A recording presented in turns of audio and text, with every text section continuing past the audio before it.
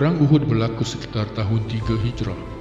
Kaum musyrikin Mekah amat tidak berpuas hati dengan kekalahan semasa di Badar. Ini kerana reputasi mereka sebagai ketua kaum Arab menjadi goyah. Selama lebih kurang setahun mereka membuat persiapan. Di samping mengumpul dana, mereka juga menggunakan kekayaan daripada ekspedisi Abu Sufyan bagi membina pasukan tentera bagi tujuan membalas dendam atas kekalahan mereka. Musyrikin Mekah juga mendapat sokongan daripada beberapa puak, Kinana, Tuhama dan Abhash, sehingga dapat mengumpul sehingga 3,000 orang tentera. Mereka juga bersetuju melantik Abu Sufyan sebagai jeneral angkatan tentera mereka. Di Madinah, setelah mendapat berita, Rasulullah SAW berbincang dengan para sahabat. Pada mulanya Rasulullah SAW mahu bertahan di kota Madinah sahaja, iaitu menjadikan kota sebagai pertahanan. Tetapi apabila kaum muslimin yang bersemangat mencadangkan agar bertempur mereka di luar Madinah, Rasulullah SAW telah bersetuju. Abdullah bin Ubay juga telah mencadangkan untuk bertahan di dalam kawasan kota, tetapi atas alasan yang lain. Ada di kalangan para sahabat yang merasakan tekanan dari permintaan mereka telah menyebabkan Rasulullah SAW bersetuju. Maka mereka mengutuskan Hamzah untuk pergi bertemu Rasulullah SAW dan menyatakan yang mana mereka bersedia menerima apa sahaja keputusan Rasulullah SAW. Namun Rasulullah SAW berkata, adalah tidak patut bagi seorang Nabi yang telah memakai baju perang dan kemudian membukanya kembali sebelum Allah menentukan nasibku dan musuhku. Rasulullah SAW dapat mengumpul 1,000 orang tentera dan hanya beberapa tentera berkuda, sedangkan pihak lawan dikatakan mempunyai seramai 700 orang tentera berkuda. Rasulullah SAW mula memeriksa barisan tentera dan tidak membenarkan mereka yang belum cukup umur untuk menyertai. Maka Rasulullah SAW tidak membenarkan beberapa sahabat yang masih muda. Antaranya adalah Rafiq bin Qudaij. Tetapi Rafiq kemudian memberitahu Rasulullah SAW beliau mahir memanah. Maka Rasulullah SAW pun membenarkannya. Sahabat Rafiq bernama Samurah bin Jundab kemudian pulang ke rumah menangis dan memberitahu ayah angkatnya bahawa beliau tidak dibenarkan turut serta, sedangkan Rasulullah SAW membenarkan Rafiq. Samurah berkata, "Aku boleh menewaskan Rafiq dalam pertarungan Gusti." Maka ayahnya membawa kepada Rasulullah SAW dan memberitahu halnya. Rasulullah SAW pun memanggil mereka berdua untuk bergusti dan nyata Samurah dapat menewaskan, maka dibenarkan Samurah untuk turut serta. Abdullah bin Ubay menggunakan alasan ini untuk tidak membantu tentera Muslim. Beliau berkata, Rasulullah SAW mendengar kata-kata seorang budak, tetapi bukan kata-kataku. Lagipun, aku tidak rasa peperangan akan berlaku. Al-Quran membongkar niat sebenar Abdullah bin Ubay. Dan apa yang telah menimpa kamu pada hari bertemu dua kumpulan angkatan tentera di medan perang Uhud itu, maka adalah ia dengan izin Allah dan dengan tujuan Allah hendak melahirkan dengan nyata akan orang-orang yang sebenar-benarnya beriman. Dan juga dengan tujuan ia hendak melahirkan dengan nyata akan dikatakan kepada mereka, marilah berperang pada jalan Allah untuk membela Islam, atau pertahankanlah diri, keluarga dan harta benda kamu. Mereka menjawab, kalaulah kami faham ada peperangan dengan sebenar-benarnya, tentulah kami mengikut kamu turut berperang. Mereka ketika mengeluarkan perkataan itu, lebih dekat kepada kufur dari dekatnya kepada iman. Mereka selalu menyebut dengan mulutnya apa yang tidak ada di dalam hatinya. Dan ingatlah, Allah Maha mengetahui akan apa yang mereka sembunyikan. Surah Al-Imran, ayat 166 hingga 167. Semasa bergerak keluar Madinah, Rasulullah SAW telah meminta sesiapa yang tahu untuk menunjukkan jalan yang selain dari jalan yang biasa digunakan, agar pergerakan tentera Muslim tidak diketahui. Maka Abu Haythama berkata, "Aku tahu," lalu menunjukkan jalan lain. Laluan mereka itu telah melalui sebuah kebun milik seorang lelaki Yahudi yang buta bernama Mirbah bin Khahizi. Lelaki Yahudi itu berkata, "Aku tidak membenarkan kamu melalui kebunku ini." Beliau juga biadab terhadap Rasulullah SAW sambil berkata, "Aku akan pukul kamu dengan kotoran yang ada di tanganku." Rasulullah SAW tidak mengindahkan dan berkata, "Jangan bunuh dia. Dia buta hatinya dan buta pula matanya." Rasulullah SAW menyerahkan 3 buah bendera kepada 3 kumpulan, Muhajirin, Aus dan Khazraj. Rasulullah SAW juga sedar kedudukan mereka yang boleh diserang hendak dari arah belakang. Maka Rasulullah SAW telah mengarahkan 50 orang pemanah untuk berada di atas sebuah bukit bernama Jabal Ainain dan bertahan di situ sama ada tentera Muslim menang atau kalah. Rasulullah SAW telah berpesan kepada pasukan pemanah tersebut, "Lindungi kami dengan anak panah agar musuh tidak menyerang dari belakang kami. Tetaplah berada di tempatmu walaupun ketika menang atau sebaliknya." Rasulullah SAW menegaskan, "Lindungi belakang kami. Jika kamu lihat kami sedang tewas, jangan tinggalkan tempat ini sehingga jika ada utusan. Dan jika kamu lihat kami dapat mengalahkan mereka, jangan tinggalkan tempat ini sehingga jika datang utusan." Tentera musyrikin telah membuat percubaan untuk memecah belah tentera Muslim. Abu Sufyan telah menghantar utusan kepada kaum Ansar, "Wahai kaum Ansar, kami kemari bukanlah untuk bertempur denganmu, tetapi untuk bertempur dengan saudara-saudara kami. Pulanglah kamu kembali ke Madinah." Kaum Ansar membalas bahawa mereka tidak akan tinggalkan Muhammad dan akan berkorban jiwa serta kaum keluarga mereka. Abu Sufyan amat terkejut mendengar maklum balas dari kaum Ansar. Kemudian mereka telah menghantar Abu Amir Al-Fasiq. Beliau sebelum ini adalah dari kalangan Aus dan seorang yang sangat dikasihi dan dihormati. Beliau sangka kaum Aus dari golongan Ansar akan mendengar nasihat beliau. Namun setelah tiba, beliau terkejut penolakan tegas dari orang-orang Madinah. Beliau menuduh orang-orang Madinah telah dirasuk kejahatan. Sebenarnya bukan dirasuk kejahatan, tetapi kerana telah menerima Islam.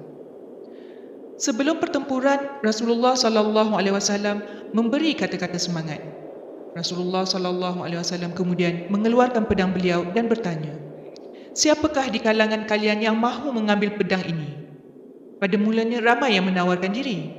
Kemudian Rasulullah SAW berkata, "Siapakah yang akan mengambil pedang ini dan menunaikan haknya?" Kemudian datang seorang lelaki bernama Abu Durjanah, bangun dan berkata, "Wahai Rasulullah, katakan kepadaku, apakah hak pedang ini?" Rasulullah SAW menjawab, "Kamu berperang dengannya sehingga pedang ini bengkok." Abu Durjanah mengambil pedang tersebut dan kemudian mengikat kepalanya dengan sehelai kain berwarna merah dan kemudian keluar berarak dengan gaya jalan yang sangat sombong. Rasulullah SAW berkata, "Allah tidak suka akan gaya jalan itu, kecuali pada keadaan begini." Pertempuran pun bermula. Ramai pejuang-pejuang ternama dari kalangan tentera Muslim turut serta, antaranya Abu Bakar, Umar, Ali, Zubair bin Awam, Mus'ab bin Umair, Talha bin Ubaidillah, Abdullah bin Jash, Sa'ad bin Mu'az, Sa'ad bin Ubadah dan ramai lagi. Ka'ab bin Malik menceritakan beliau terlihat seorang tentera musyrik bersenjata berat menyerang tentera Muslim dengan ganas. Namun ada seorang tentera Muslim yang sedang menunggu beliau. Ka'ab dapat melihat tentera musyrik itu lebih gagah, besar dan lebih berkelengkapan. Apabila bertembung dengan tentera Muslim itu, tentera Muslim tersebut dengan lantas mengangkat pedang dan memancung dari atas bahu hingga ke peha tentera musyrik sehingga terbelah dua. Kemudian beliau membuka penutup mukanya sambil berkata, "Bagaimana dengan itu Ka'ab? Dia adalah Abu Durjanah." Bani Abdul Dar adalah kumpulan pahlawan Quraisy musyrikin Mekah yang diberi tanggungjawab untuk memulakan serangan terhadap tentera Muslim. Pahlawan mereka memegang panji kaum musyrikin Mekah. Namun, seorang demi seorang dari mereka telah ditewaskan oleh tentera Muslim sehingga 7 orang pahlawan dari kalangan mereka telah terbunuh dan akhirnya panji yang dipegang jatuh ke tanah. Melihat keadaan ini, tentera musyrikin Mekah mula lemah semangat dan mula berundur serta ada yang sudah mula melarikan diri. Tentera Muslim terus bersemangat dan meningkatkan serangan sehingga menyebabkan tentera musyrikin goyah dan mula kucar-kacir serta berundur. Tentera Muslim kini sudah berada dalam keadaan memenangi pertempuran. Malah tentera Muslim sudah mula memasuki kawasan tentera musyrikin dan mengaut harta rampasan. Keadaan ini telah dilihat oleh tentera pemanah yang berada di atas bukit. Kerana mahu mendapatkan harta rampasan perang, mereka telah meninggalkan posisi mereka walaupun telah dilarang oleh Rasulullah SAW pada awalnya. Seramai 40 orang pemanah meninggalkan tempat mereka kerana mahu mengejar harta rampasan walaupun cuba dihalang ketua mereka iaitu Abdullah bin Jubair. Dan hanya beberapa sahaja yang tetap berada di atas bukit. Mereka berlari ke medan pertempuran sambil melaungkan, harta rampasan, harta rampasan. Kita sudah menang, apa lagi yang ditunggu? Tindakan para pemanah meninggalkan bukit tersebut merupakan suatu kesilapan besar. Khalid Al-Walid yang menjadi ketua tentera berkuda musyrikin terlihat peluang keemasan ini dan bertindak dengan segera membawa pasukan kudanya menyerang tentera muslimin dari belakang. Maka dengan tidak disangka-sangka, kini tentera muslim diserang dan dihimpit dari belakang. Keadaan menjadi kelam kabut dan bermulalah tentera muslim ditewaskan satu persatu. Hamzah radhiyallahu anhu telah mempamerkan semangat juang yang tinggi sesuai dengan gelarannya Singa Allah dan telah menyerang tentera musyrikin satu persatu sehingga tiada seorang tentera musyrikin pun yang dapat menewaskannya. Namun sebenarnya sebelum peperangan bermula, tentera musyrikin telah mengarahkan Wahsy bin Harb, seorang hamba yang amat mahir merejam lembing, untuk merejam Hamzah. Wahsy menceritakan semula pada hari itu, dia tidak mempunyai niat lain selain dari membunuh Hamzah. Ini kerana beliau telah dijanjikan kebebasan jika berjaya. Setelah berjaya merejam Hamzah, lembing beliau telah menusuk dada Hamzah. Hamzah cuba mengejar beliau, tetapi Wahsy telah melarikan diri dan tidak melibatkan diri dalam pertempuran. Hamzah akhirnya gugur syahid. Pasukan muslimin perlu berundur dan Rasulullah SAW cuba untuk mengatur pengunduran. Baginda tidak lari dari medan peperangan begitu sahaja, tetapi telah memanggil para sahabat. Panggilan itu sebenarnya telah membuatkan Rasulullah SAW dalam keadaan bahaya kerana tentera musyrikin akan mengetahui posisi baginda. Tetapi baginda dengan penuh keberanian tetap memanggil. Di samping itu, ia dapat mengalih perhatian tentera musyrikin yang sedang ganas menyerang tentera muslimin. Maka kaum musyrikin yang berada berhampiran melancar serangan ke atas Rasulullah SAW.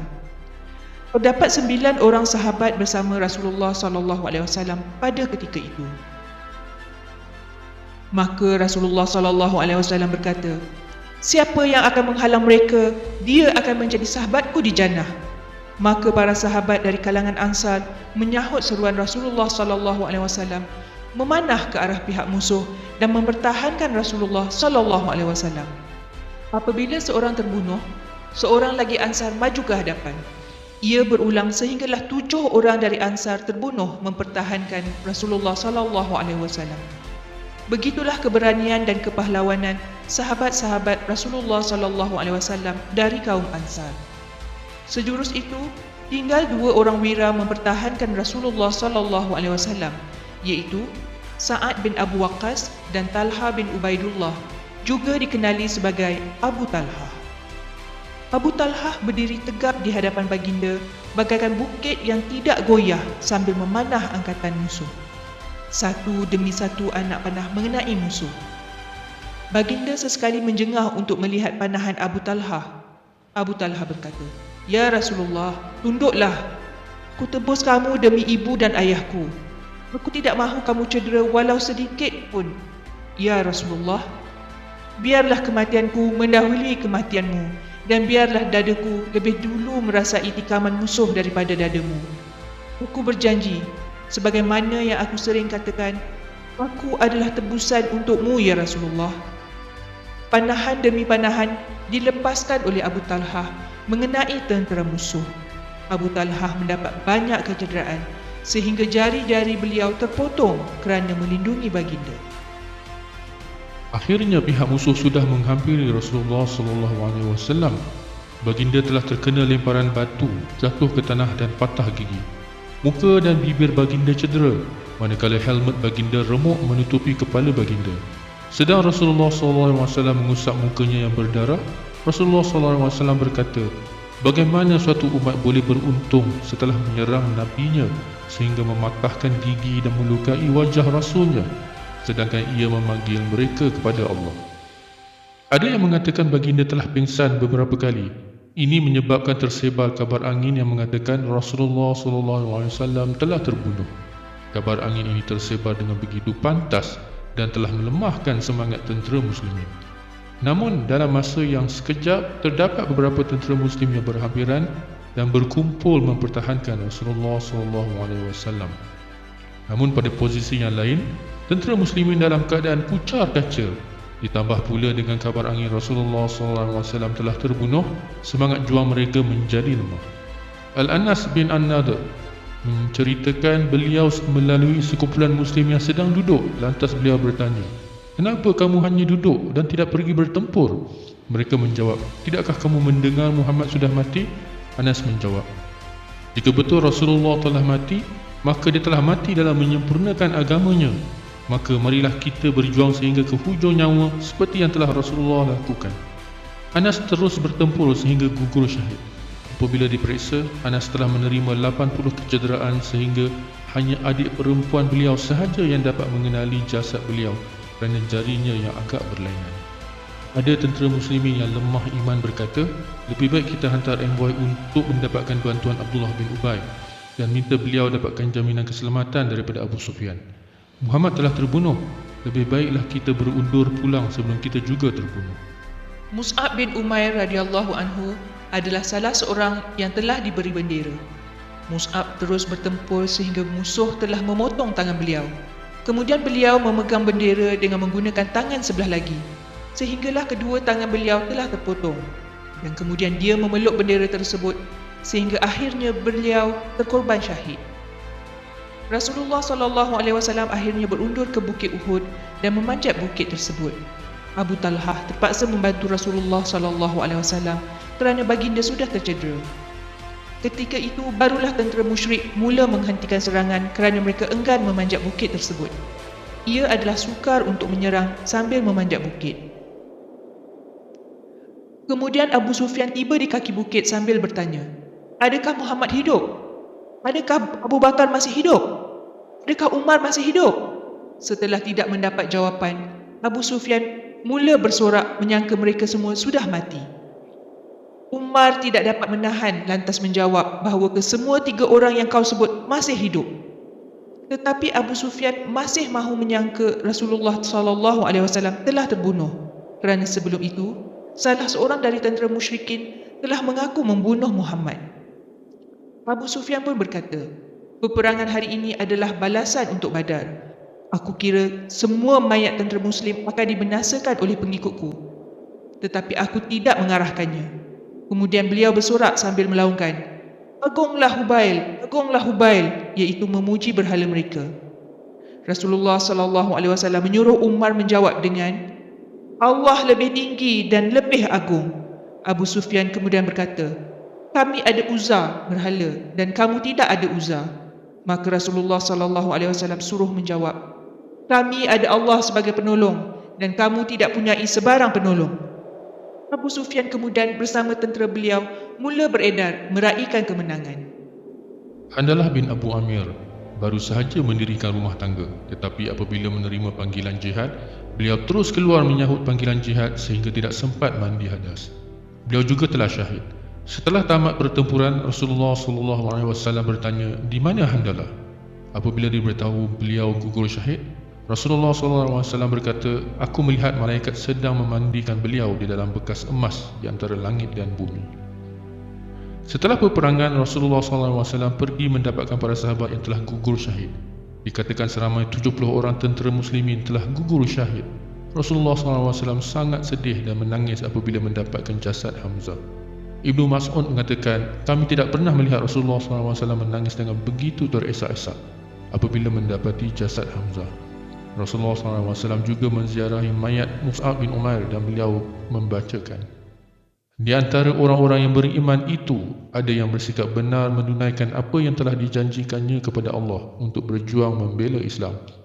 Maka di antara mereka ada yang telah selesai menjalankan janjinya itu, lalu gugur syahid.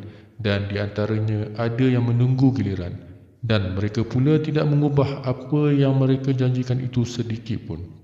Surah Al-Ahzab ayat 23. Rasulullah SAW juga bertanyakan Sa'ad bin Rabi'. Maka salah seorang Ansar pergi mencari beliau dan apabila ditemui, Sa'ad berada dalam keadaan nazak. Maka Ansar itu pun berkata, aku telah diutuskan Rasulullah untuk mendapatkan kabarmu, menyampaikan salam kepadamu dan periksa keadaanmu. Maka Sa'ad menjawab, sampaikanlah salam kembali kepadanya dan kabarkanlah kepada baginda bahawa aku adalah antara yang gugur. Pesanlah kepadanya bahawa semoga Allah merahmatimu lebih dari dia merahmati para rasul yang lain. Kerana pengorbanan kami sebagai umatmu berbanding pengorbanan umat yang lain untuk rasulnya. Rasulullah SAW mengarahkan mayat para syuhada ditanam tanpa perlu mandi atau solatkan mereka. Rasulullah SAW berkata, aku naik saksi bahawa mereka ini semua adalah syuhada dan datanglah menziarahi mereka. Sekiranya kamu menziarahi mereka dan menyampaikan salam, mereka akan membalas salam. Para syuhada ini telah ditempatkan di tempat yang sangat istimewa di syurga. Dikatakan roh mereka ditempatkan di dalam burung-burung hijau di syurga. Roh mereka berkata, siapakah yang akan memberitahu keadaan kami kepada saudara-saudara kami? Kami berada dalam keadaan yang sangat senang. Maka Allah memberitahu, Allah lah yang akan menyampaikan kabar melalui Al-Quran. Dan jangan sekali-kali engkau menyangka orang-orang yang terbunuh yang gugur syahid pada jalan Allah itu mati. Mereka tidak mati, bahkan mereka adalah hidup secara istimewa di sisi Tuhan mereka dengan mendapat rezeki. Surah Ali Imran ayat 169.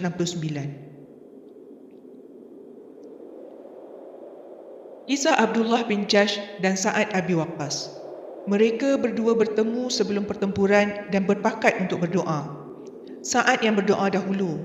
Sa'ad meminta beliau ditemukan dengan musuh yang gagah dan beliau memerangi musuh tersebut sehingga musuh tersebut tewas. Abdullah mengaminkan doa Sa'ad. Kini tiba giliran Abdullah. Dia berdoa agar ditemukan dengan seorang musuh yang gagah dan dia bertempur dengannya sehingga terpotong hidung dan telinganya.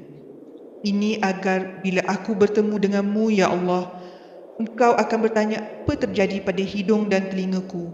Maka aku akan menjawab, aku telah korbankannya untukmu. Dan Allah akan menjawab, kau berkata benar.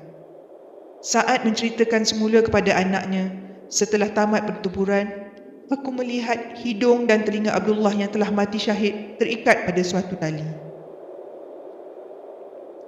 Hamamah binti Jahsh adalah saudara perempuan kepada Abdullah bin Jahsh. Apabila disampaikan berita bahawa Abdullah telah syahid, beliau tenang menerima berita. Kemudian apabila disampaikan berita ayahnya mati, beliau masih tenang. Dan kemudian apabila disampaikan berita suaminya, Mus'ab bin Umair telah syahid, beliau meraung kesedihan. Kemudian beliau bertanya kabar Rasulullah SAW. Maka diberitahu Rasulullah SAW dalam keadaan selamat. Maka apabila beliau mendapati Rasulullah SAW dalam keadaan selamat, beliau berkata, kehilangan yang lain adalah kehilangan yang kecil, asalkan Rasulullah dalam keadaan selamat. Bagaimana dengan nasib para pemanah? Walaupun para pemanah telah menyebabkan kekalahan tentera Muslim, Allah memerintahkan Rasul untuk memaafkan mereka, malah memerintahkan Rasul memohon keampunan untuk mereka. Begitulah didikan dari Allah untuk manusia yang paling mulia. Engkau Muhammad walaupun telah menderita akibat kesilapan mereka, Allah mahu kamu meminta keampunan untuk mereka. Maka dengan sebab rahmat yang melimpah-limpah dari Allah kepadamu wahai Muhammad, engkau telah bersikap lemah lembut kepada mereka, sahabat-sahabat dan pengikutmu. Dan kalaulah engkau bersikap kasar lagi keras hati, tentulah mereka lari dari kelilingmu. Oleh itu, maafkanlah mereka mengenai kesalahan yang mereka lakukan terhadapmu, dan pohonkanlah ampun bagi mereka, dan juga bermesyuaratlah dengan mereka dalam urusan peperangan dan hal-hal keduniaan itu. Kemudian apabila engkau telah berazam sesudah bermesyuarat untuk membuat sesuatu, maka bertawakallah kepada Allah. Sesungguhnya Allah mengasihi orang-orang yang bertawakal kepadanya. Surah Ali Imran ayat 159. Setelah tamat perang dan setelah tentera musyrikin berkumpul semula, ada kemungkinan mereka akan merancang untuk melakukan satu lagi serangan Ini kerana tentera Muslim yang telah tewas dan ramai panglima yang telah syahid, mereka kini berada dalam keadaan lemah. Ini adalah peluang untuk mereka menghapuskan tentera Muslim keseluruhannya, termasuk menyerang dan membinasakan Madinah. Rasulullah SAW apabila mendapat kabar ini telah mengarahkan tentera Muslim keluar bersedia menentang mereka. Ini bagi menunjukkan bahawa tentera Muslim masih kuat dan kekalahan di Uhud tidak melemahkan mereka. Abu Sufyan telah bertemu Ma'bad dan bertanyakan tentang keadaan tentera Muslim. Ma'bad berkata, Muhammad telah keluar bersama pengikutnya beserta kekuatan yang tidak pernah aku lihat sebelum ini. Mereka benar-benar marah kepadamu dan pengikutnya yang sebelum ini yang tidak ikut serta kini telah turut bersama. Mereka menyesal kerana tidak turut serta pada awalnya. Aku tidak pernah melihat kemarahan mereka sebelum ini. Aku rasa kamu tidak akan dapat melarikan diri kerana mereka sedang datang dengan pantas. Abu Sufyan berkata, tetapi kami memutuskan untuk menyerang mereka. Ma'bad berkata, aku benar-benar menasihati kamu agar kamu tidak berbuat demikian. Maka Abu Sufyan pun memutuskan untuk pulang ke Makkah. Ma'bad telah melakukan tugas yang cemerlang untuk melemahkan semangat tentera musyrikin dengan meyakinkan mereka tidak akan menang bertempur dengan Rasulullah SAW dan para sahabat.